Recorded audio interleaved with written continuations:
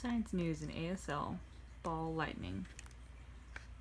Hey everybody, today's science topic is ball lightning. Now what is that? Well, we're going to talk about that today. Now, back in Missouri, I worked at William Woods University. I worked there as an ASL tutor. And one day at work, there was a huge storm approaching. You know, there were tornado warnings, there were tornado sightings, the rain was pouring down, and they advised us all to leave. So I jumped in my car and I drove home, you know, through the backwoods, those country roads that sort of zigzag, and I'm driving and I see lightning all around me. And there was a field over here to my right, a field full of cows.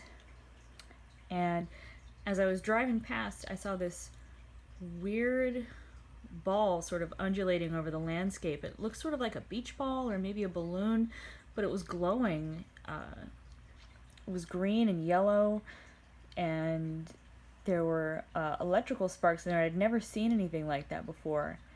And as I was driving, it crossed the field to the road where I was driving. And before I knew what was happening, boom, it hit my front windshield. The whole car was rocking. It was so scary, and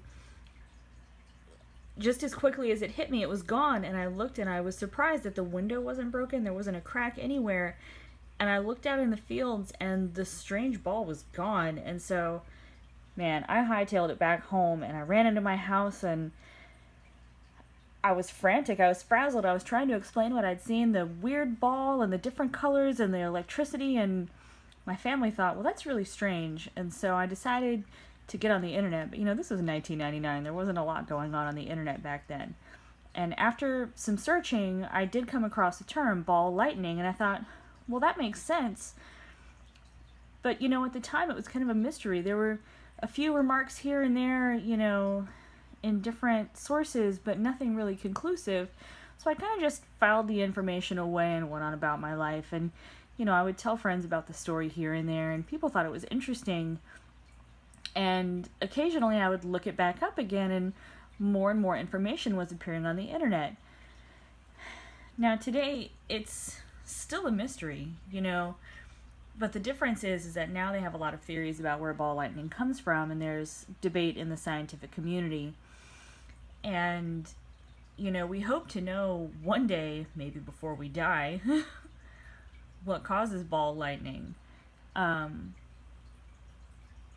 Now, one theory is that when lightning hits the ground, there's a electrified vapor floating above the ground, and within this ball of vapor, there are electrical currents, and there's oxygen bouncing off these electrical currents, and it's all trapped together, and it creates this glowing ball. And then when it hits something, it's got this violent sound, this violent explosion, and that's what hit my car.